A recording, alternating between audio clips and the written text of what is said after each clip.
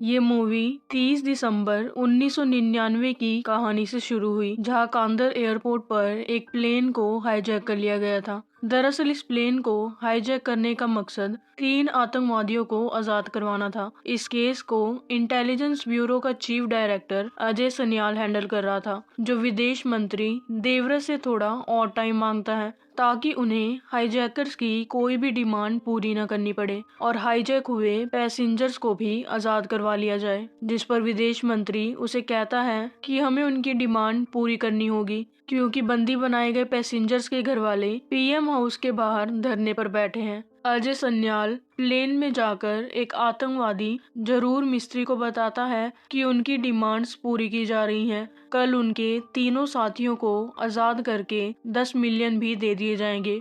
जरूर उसे उकसाते हुए कहता है कि हम पड़ोस में ही रहते हैं, तुम लोग जो उखाड़ सकते हो उखाड़ लो। अजय सन्याल टेररिस्ट को मारने का एक प्लान विदेश मंत्री और भुल्लर को बताता है, लेकिन उसके प्लान को सुना ही नहीं जाता। अब सीन चेंज होकर 13 दिसंबर 2001 पर शिफ्ट हुआ, जिसमें इंडियन पार्लियामेंट पर हुए टेररिस्ट अटैक को दिखाया गया, जिसे लीड करने वाले टेररिस्ट का नाम सनी गाजी था। इस अटैक में काफी पार्लियामेंट के मेंबर्स और पुलिसकर्मी मारे गए थे। अजय ने पाकिस्तान को बैंकरप्ट और टेररिस्ट को खत्म करने के लिए एक प्लान बनाया, जिसका नाम धुरंधर था, और ये प्लान पीएम को भी बहुत पसंद आया। धुरंधर मिशन में किसी एक इंडियन एजेंट को पाकिस्तान भेजा जाएगा ताकि पाकिस्तान को इंटरनली वीक किया जा सके। अब सीन चेंज होकर 2 साल बाद यानी 2004 पर शिफ्ट हुआ, जिसमें एक इंडियन स्पाई हमजा अली को पाकिस्तान भेजा गया। हमजा डायरेक्टली पाकिस्तान नहीं जा सकता था, इसीलिए उसे अफगानिस्तान का बलोच बनाकर पाकिस्तान भेजा गया। पाकिस्तान में एंटर होने के बाद हमजा कराची के एक टाउन लैयारी में पहुंच जाता है। वहां पहुंचने के बाद हमजा जूस की शॉप में काम मांगते हुए कोडवर्ड में बताने की कोशिश करता है कि वो इंडिया से आया है। दरअसल वो जूस वाला भी कई साल से पाकिस्तान में रहकर जरूरी इंफॉर्मेशन इंडिया तक पहुंचाता था, और उसके साथ 2-3 एजेंट और भी थे। ये सब साथ मिलकर काम करते थे। काम न मिलने पर हमजा उसकी शॉप के आसपास भटकता रहता है। उसी रात कुछ गुंडों ने हमजा पर हमला कर दिया, लेकिन पुलिस के आने पर वो लोग वहां से भाग जाते हैं।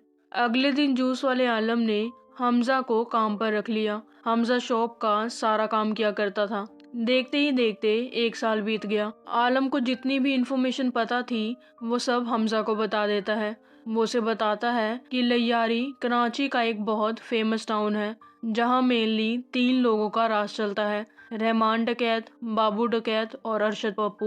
रहमान डकैत बाबू डकैत की नाजायज औलाद थी, और जब रहमान को ये सच पता चला तो उसने अपनी माँ को मार दिया। रहमान डकैत बलोचों का सपोर्ट करता था, इसीलिए हमजा भी बलोच बनकर पाकिस्तान आया था। आलम हमजा को बताता है कि लैयारी के 1/3 हिस्से पर रहमान का राज है और 2/3 पर बाबू डकैत और अरशद पप्पू मिलकर राज करते हैं। आगे वो उससे कहता है कि ये रहमान की गैंग में घुसना इतना आसान नहीं है। तभी वहाँ रिजवान आया, जो हमजा को बताता है कि कल रहमान का बड़ा बेटा नईम डकैत अपने दोस्त की शादी में आएगा, जहां बाबू डकैत के 3 गुंडे उसे मारने की कोशिश करेंगे, और अगर तुम नईम को बचा लोगे तो चांसेस हैं कि रहमान डकैत तुम्हें अपनी गैंग में ले ले। अगले दिन शादी में आलम को जूस का काम मिला था, जहां हमजा वेटर का काम कर रहा था। तभी वहां रहमान डकैत के दोनों बेटे नईम और फैजल आते हैं। गिफ्ट देकर नईम वापस जाने लगा कि तभी वहां बाबू डकैत के गुंडे आकर गोलियों से हमला करने लगे। हमजा फैजल को टेबल के पीछे छुपाकर नईम को बचाने जाता है, लेकिन गोली लगने की वजह से नईम मारा जाता है। उसके मरने के बाद हमजा का प्लान फेल होने लगा, क्योंकि उसका प्लान यही था कि वो नईम को बचाकर रहमान की गैंग में शामिल होगा, लेकिन अब वो प्लान फेल हो रहा था। तभी हमजा दिमाग लगाता है और फैजल के सामने ऐसी एक्टिंग करता है कि जैसे वो नईम को बचाने की कोशिश कर रहा है। रहमान हॉस्पिटल आकर सबसे पहले फैजल से मिला, जहां फैजल ने उसे बताया कि हमजा ने उसकी जान बचाई और वो ही उसके भाई को हॉस्पिटल भी लाया। रहमान अपने बेटे की लाश देखकर बहुत रोया। यही हमें रहमान के चचेरे भाई उज़ैर को भी दिखाया गया, जो कहता है कि उन्हें बच्चों पर हमला नहीं करना चाहिए था। बाहर आकर रहमान ने हमजा का शुक्रिया अदा करते हुए अपने छोटे बेटे की जान बचाने के लिए उसे 1 लाख रुपए इनाम में दिए। लेकिन हमजा ने पैसे लेने से मना कर दिया और उसे कहा कि वो उसकी बहुत इज्जत करता है, क्योंकि वो बलोचों के हक के लिए लड़ता है और मैं भी एक बलोच हूँ, इसीलिए मुझे पैसे नहीं चाहिए। हमजा की ईमानदारी देखकर रहमान ने उसे अपनी गैंग में ले लिया। तभी एक पॉलिटिशियन जमील जमाली वहां आया, जो लियारी में रहमान को सपोर्ट करता है। वो रहमान को समझाते हुए कहता है कि इलेक्शन सिर पर है और तुम अभी कोई ऐसा कदम मत उठाना जिससे पार्टी को नुकसान हो, क्योंकि इससे तुम्हें भी नुकसान होगा। रहमान के आदमी हमजा को उनके सारे धंधे समझाते हैं और बताते हैं कि रहमान ने लियारी के लिए काफी स्कूल, कॉलेजेस और हॉस्पिटल्स बनवाए हैं। वो उसे रहने के लिए एक घर भी देते हैं और यही डोंगा उसे एसपी असलम के बारे में बताते हुए कहता है कि उसने रहमान भाई को उठाया था और तू भी उसे संभल कर रहना। एक दिन रहमान अपने सभी आदमियों से पूछता है कि उसे बाबू डकैत से बदला लेना चाहिए या नहीं। उसके सारे आदमी उसे मना करते हैं कि अभी इलेक्शन है और हमें अभी कुछ नहीं करना चाहिए, क्योंकि इससे हमारा ही नुकसान होगा। लेकिन हमजा उसे कहता है कि हमें बदला लेना चाहिए। बाबू ने आपके बेटे को इलेक्शन से पहले इसलिए मारा क्योंकि उसे पता था कि पार्टी के लोग आपको कुछ नहीं करने देंगे और अभी वो बेफिक्र होगा। उसे पता भी नहीं होगा कि आप उस पर हमला भी कर सकते हो। और रही बात इलेक्शन की, तो अगर आप बदला नहीं लोगे तो भी इलेक्शन हार ही जाओगे, क्योंकि बदला न लेकर और इलेक्शन तक आपको चुप बैठाकर बाबू डकैत ये साबित कर देगा कि वो रहमान डकैत से ज्यादा पावरफुल है और इसीलिए आपको बदला लेना चाहिए। इससे पूरी लियारी को भी पता चल जाएगा कि लियारी में रहमान डकैत से ज्यादा पावरफुल और कोई नहीं है। रहमान हमजा की बात मानकर बाबू डकैत और उसके सभी आदमियों को मारने का प्लान बनाता है। रहमान के आदमी बाबू डकैत के आदमियों को अलग अलग तरीकों से मारते हैं, किसी को सिलेंडर से उड़ाकर, किसी को गर्म सब्जी में डालकर, किसी को गोली से, तो किसी को छत से फेंक देते हैं। अब आखिर में बाबू डकैत को मारने के लिए वो सभी रहमान को बुलाते हैं। वो बाबू डकैत को घसीट कर एक ठेले पर ले गया और वहां रखे वेट से उसके सर पर मार मार के उसकी जान ले ली। और इस तरह रहमान ने बाबू डकैत से अपने बेटे की मौत का बदला ले लिया। अब सीन चेंज होकर 2007 में शिफ्ट हुआ। इलेक्शन के बाद जमील जमाली अच्छे खासे वोटों से इलेक्शन जीत गया और यही उसने नोटिस किया कि कराची की जनता उससे ज्यादा रहमान को पसंद करती है और अगर बाय चांस रहमान कभी इलेक्शन में खड़ा हो गया तो उसकी कुर्सी खतरे में पड़ जाएगी, क्योंकि अपने 2 दुश्मनों में से एक को मारकर रहमान बहुत पावरफुल बन चुका था और उसने काफी पॉपुलैरिटी भी हासिल कर ली थी, इसीलिए वो बहुत आराम से इलेक्शन भी जीत सकता था। अबू जैन ने रहमान को 2 बड़े बिजनेसमैन भाइयों से मिलवाया। इन भाइयों को खनानी ब्रदर्स के नाम से भी जाना जाता है। वो रहमान को इलेक्शन में खड़े होने की एडवाइस देते हैं और उसे सपोर्ट करने की बात भी करते हैं। इस बात से जमील जमाली के मन में रहमान के लिए जलन पैदा होने लगी। अब हमजा रहमान का खास आदमी बन गया था। वहीं इलेक्शन की जीत के बाद हो रहे जश्न में वो जमील जमाली की बेटी को इम्प्रेस करने की कोशिश करने लगा, क्योंकि उसे पता था कि वो मिशन में उसके बहुत काम आ सकती है। घर जाते वक्त जमील अपनी बेटी का फोन फेंक देता है, जिसे हमजा ने उठा लिया। अब रहमान, उज़ैर और हमजा कनानी ब्रदर्स के बारे में बात कर रहे थे। दरअसल ये दोनों भाई पाकिस्तान में काले धंधे करके बहुत पैसे कमाते हैं, जैसे कि फेक स्टैम्प बनाना, और सबसे ज्यादा पैसे वो इंडिया की नकली करेंसी के 500 और 1000 के नोट छापकर कमाते हैं। यही हम देखते हैं कि हमजा आलम के साथ मिलकर इम्पोर्टेंट बातें इंडिया तक पहुंचाता था और अब तक उसे सबसे बड़ी इन्फॉर्मेशन ये नकली नोट वाली मिली थी, जिसकी खबर वो दोनों मिलकर इंडिया में अजय सन्याल के पास भेजते हैं। इसी बीच हमजा जमील जमाली की बेटी यालीना से एक पार्टी में जाकर बात करने की कोशिश करने लगा, लेकिन उसके बॉडीगार्ड्स की वजह से वो उससे बात नहीं कर पाता। इसीलिए उसने बाहर आकर यालीना की कार खराब कर दी और एसपी को फोन करके बताया कि यहाँ अमीर बच्चों की पार्टी चल रही है। अगर उसने अभी रेड की तो उन्हें यहाँ लाखों का माल मिल सकता है। जिसके बाद पुलिस वहाँ आकर रेड करती है। यालीना पुलिस से बचकर भाग रही थी, लेकिन उसकी कार स्टार्ट नहीं होती। तभी हमजा वहां आकर उसे पुलिस से बचा लेता है, जिसके बाद वो यालीना को बताता है कि वो रहमान के लिए काम करता है और उसे उसका फोन भी वापस कर देता है। अब हम देखते हैं कि रहमान, हमजा और उज़ैर मीटिंग के लिए खनानी ब्रदर से मिले, जो उन्हें आईएसआई के मेजर इकबाल से मिलवाते हैं। दरअसल मेजर इकबाल रहमान से रशिया और अमेरिका के बने हथियार लेने के लिए मीटिंग करता है। इन हथियार का यूज करके वो अपने मुल्क के टेररिस्ट को इंडिया भेजकर वहां हमले करवाएगा। और इकबाल को ये भी पता था कि रशिया और अमेरिका के बने हथियार उन्हें सिर्फ बलूचिस्तान से मिल सकते हैं, लेकिन आईएसआई वालों ने कुछ दिन पहले ही काफी बलोचों को मारा था, इसीलिए वो उनसे डायरेक्टली डील नहीं कर सकते थे और इसीलिए उन्होंने रहमान को चुना, क्योंकि बलूचिस्तान के बलोच रहमान को अपना मसीहा मानते हैं और उसकी बात कभी नहीं टालेंगे। रहमान उनसे डील फाइनल करके थर्सडे तक उन्हें हथियार देने का वादा करता है और इसी मीटिंग में हमजा को पता चलता है कि 3 अक्टूबर को पाकिस्तान के कुछ टेररिस्ट इंडिया जा रहे हैं, जिसकी खबर हमजा इंडिया पहुंचवाता है। दूसरी तरफ हमें ये भी दिखाया गया कि खनानी ब्रदर्स में से जावेद खनानी जमील को कॉल करके बताता है कि रहमान पॉलिटिक्स में आना चाहता है और अगर वो पॉलिटिक्स में आया तो उसके लिए खतरा बन सकता है, जिसके बाद जमील एसपी असलम से मिलकर उसे फिर से पुलिस फोर्स ज्वाइन करने के लिए कहता है। दरअसल 7 साल पहले जमील ने ही एसपी असलम को सस्पेंड किया था। वो उसे रहमान को मारने के लिए लैयारी की पुलिस फोर्स भी देता है, जिस पर एसपी उसे कहता है कि लैयारी की पुलिस रहमान की गुलाम है, उसे मारने से पहले वहाँ की पुलिस मुझे मार देगी, लेकिन अगर तुम मुझे मेरी चुनी हुई फोर्स और लैयारी में एक टास्क ऑफिस बनाकर दोगे जिसका पता किसी और को ना हो, तो ही मैं रहमान को मारने के बारे में सोचूंगा। जमील जमाली उसकी शर्त मान लेता है। यही यालीना एसपी असलम और अपने डैड को एक साथ देख लेती है। दूसरी तरफ यालीना और हमजा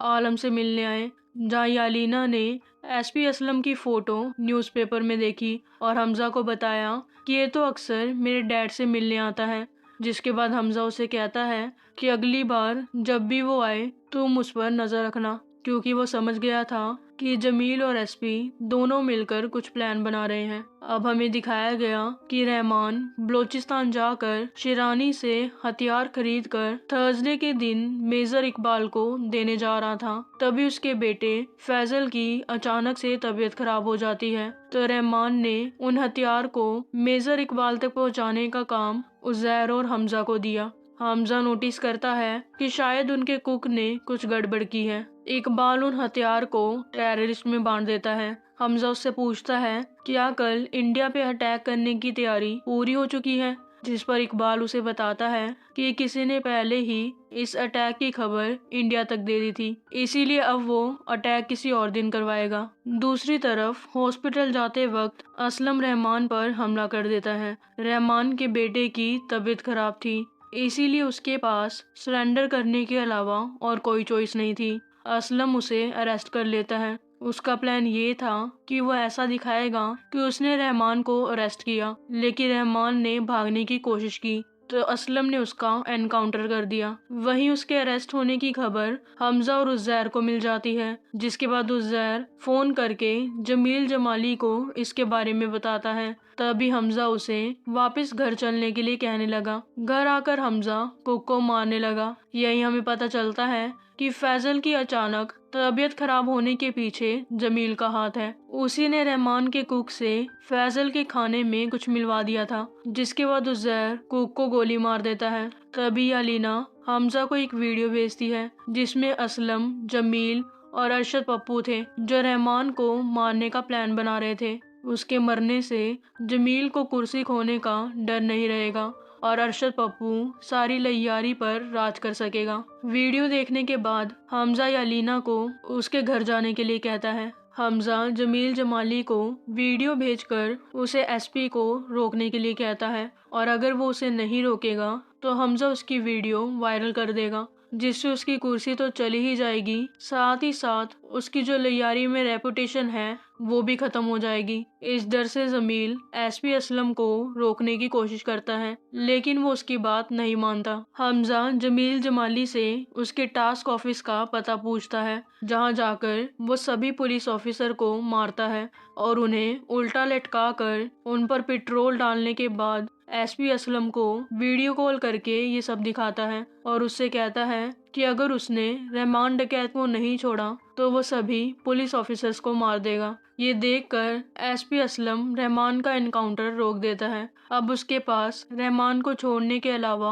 और कोई चॉइस नहीं थी। अब वो दिन आता है जब इंडिया में 26/11 का अटैक हुआ था, जहां इंडिया के काफी लोग मारे गए थे। ये सब देखकर इकबाल और उसके साथी बहुत खुश होते हैं। इस अटैक की खबर सुनने के बाद हमजा टूट जाता है। यहीं उसे अपने पास्ट का एक फ्लैशबैक आया, जिसमें उसे उसके माँ बाप दिखते हैं। हमजा आलम से मिलकर कहता है कि हमने तो अटैक की खबर इंडिया को दी थी, जिस पर आलम उसे बताता है कि हमने अटैक की खबर 3 अक्टूबर के लिए दी थी, लेकिन उन्होंने अटैक 26 नवंबर को किया। हमजा आलम को कहता है कि वो उन्हें मारकर पूरी लैयारी पर राज करेगा, जिसके लिए उसे सबसे पहले रहमान डकैत को अपने रास्ते से हटाना होगा। इसीलिए वो जमील से मिलकर उसे कहता है कि मैं जानता हूँ कि तुम रहमान डकैत को अपने रास्ते से हटाना चाहते हो और उसमें मैं तुम्हारी मदद करूंगा। यहीं वो उसके सामने उसकी वीडियो डिलीट करते हुए कहता है कि मैं तुम्हारी बेटी से प्यार करता हूँ, तुम मेरी उससे शादी करवा दो ताकि हम दोनों मिलकर रहमान डकैत को अपने रास्ते से हटा सकें। हमजा का ये प्लान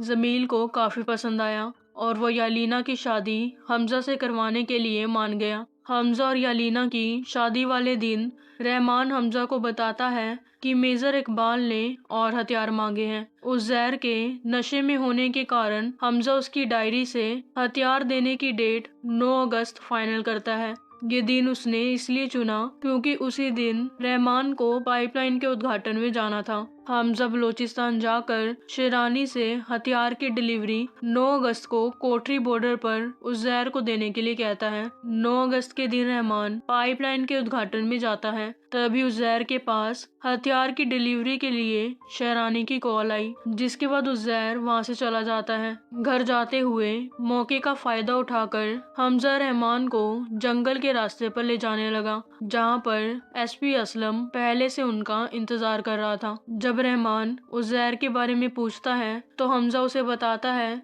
कि वो तो हथियार की डिलीवरी लेने गया है, जिसकी डेट आपने डिसाइड की थी। तब रहमान को याद आता है कि डिलीवरी की डेट हमजा ने बताई थी। उसे हमजा पर शक होने लगा। वो उसे गाड़ी रोकने के लिए कहता है। जब हमजा गाड़ी नहीं रोकता तो रहमान उस पर हमला कर देता है, जिसके बाद हमजा गाड़ी पानी के पाइप में दे मारता है और वहाँ से जंगल में भागने लगा। इसी बीच शौकत भी वहाँ जाता है। रहमान उसे हमजा का पीछा करके उसे मारने के लिए बोलता है। एसपी असलम भी अपनी टीम के साथ वहाँ गया और रहमान और उसके आदमियों पर गोलियों से हमला कर दिया। शौकत और हमजा की भी हाथापाई होने लगी। शौकत हमजा को मारने की कोशिश करता है, लेकिन हमजा उसके गले को पेड़ की बेल से बांधकर उसे मार देता है। दूसरी तरफ रहमान भी जंगल की तरफ भागने लगा। एसपी उसका पीछा करता है। उन दोनों की भी हाथापाई होने लगी। शौकत को मारकर हमजा भी रहमान को मारने में असलम की मदद करता है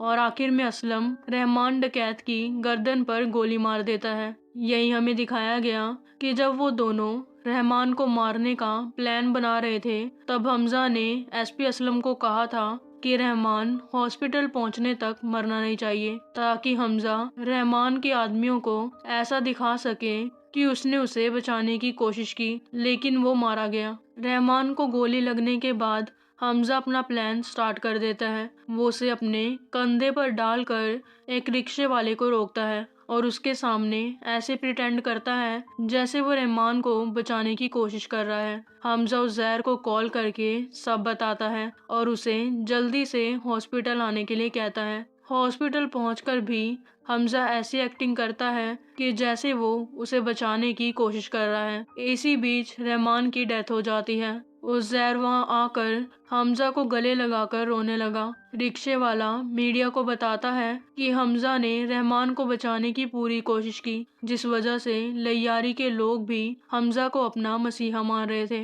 अब सीन चेंज हुआ और हमें दिखाया गया कि एक्चुअली में धुरंधर मिशन को क्यों बनाया और हमजा कौन है। दरअसल हमजा का असली नाम जसकीरत सिंह है। धुरंधर मिशन को बनाने का मकसद पाकिस्तान से इंडिया पर हो रहे टेररिस्ट अटैक को खत्म करना था, क्योंकि इंडिया जानता था कि पाकिस्तान उन पर ये हमले करवा रहा है, लेकिन उनके पास इस बात का कोई प्रूफ नहीं था। यही हमें ये भी पता चलता है कि धुरंधर मिशन के लिए अजय सन्याल ने ऐसे इंसान को चुना था जिसका इस दुनिया में कोई ना हो और वो खुद भी मरने वाला हो, और हमजा एक ऐसा ही इंसान था जिसे फांसी होने वाली थी और उसका इस दुनिया में भी कोई नहीं था। इसीलिए धुरंधर मिशन को पूरा करने के लिए इंडियन स्पाई जसकीरत को हमजा बनाकर पाकिस्तान भेजा गया और ये मूवी यहीं खत्म हो जाती है। इस मूवी का सेकंड पार्ट मार्च 2026 में आएगा। इस वीडियो को लाइक और चैनल को सब्सक्राइब करना मत भूलना। Thank you.